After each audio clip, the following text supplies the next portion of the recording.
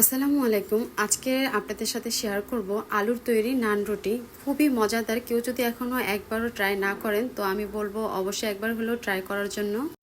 নরম তুলতুলে মানে একঘেয়েমি পরোটা প্রতিদিন যে আমরা খাই সেটা কিন্তু সত্যি একঘেয়েমি হয়ে গেছে। তো একটু অন্যরকমভাবে করার চেষ্টা করেছি। আশা করছি আপনাদের সবার কাছে ভালো লাগবে।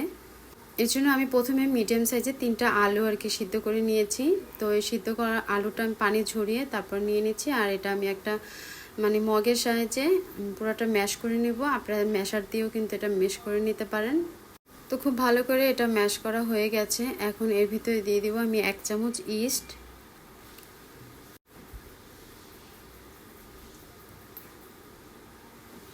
তারপরে দিয়ে দিব এর ভিতরে পরিমাণ মতো লবণ, 1 চিমটির মতো লবণ দিয়ে দিব।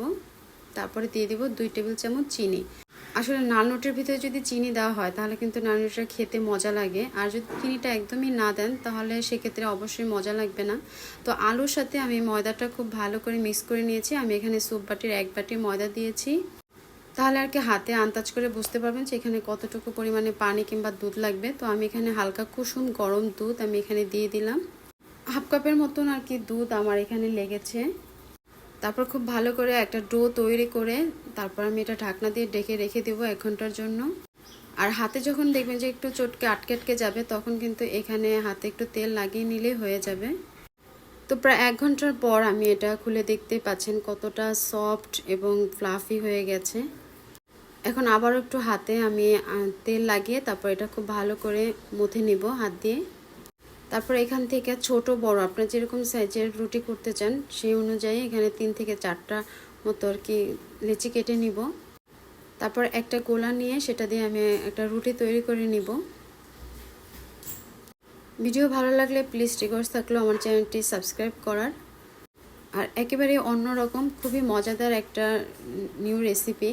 আশা করছি আপনারা সবাই বাসায় ট্রাই করবেন। আর এটা খেতেও কিন্তু বেশ দারুণ লাগে, সুইট সুইট পটেটো নান রুটি। তো আমি একটা ফ্রাই প্যান নিয়েছি, আর প্যানটা যখন গরম হয়ে আসবে তখন এই রুটিটা দিয়ে দেবো। এটা কিন্তু এমনিতে অনেক নরম হয়। তো যখন এক পিঠ একটুখানি হয়ে আসবে তখন আমি এটা উল্টে দেব। আর এটা ভাজার সময় অল্প একটু তেল ব্যবহার করলে কিংবা ঘি কিংবা বাটার ব্যবহার করলে এটার টেস্ট কিন্তু আরও দ্বিগুণ বেড়ে যায়। তো আজকে আমি এখানে তেলই ব্যবহার করেছি। অসাধারণ লেগেছে আজকে সবার এই রুটিটা খাওয়ার পরে, একটু অন্যরকম একেবারেই।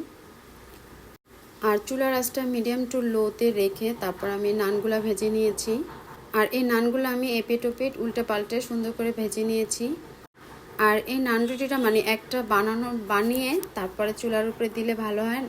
বানিয়ে সবগুলো একসাথে যে বানিয়ে রেখে দেবো সেটা কিন্তু করা যায় না, কারণ যেহেতু আলু দেওয়া প্রচুর পরিমাণে সফট, একদম নরম তুলতুলে হয়। আর আজকে সকালবেলা আমরা এই পরোটাটা করেছি আর সাথে দুধ চা ছিল। খেতে আজকে সত্যি একদম অসাধারণ লেগেছে। আপনারা অবশ্যই বাসায় একবার হলেও ট্রাই করবেন। আর বাচ্চাদের জন্য যদি টিফিনে দিতে চান সেক্ষেত্রেও কিন্তু খুবই হেলদি একটা পরোটার রেসিপি এটা। আর এভাবে আমি সবগুলো রুটি বানিয়ে তারপরে ভেজে নিয়েছি। আশা করছি আজকের এই অন্যরকম রেসিপিটা আপনাদের সবার কাছে ভালো লেগেছে। তো আজ এই পর্যন্তই। আল্লাহ হাফেজ।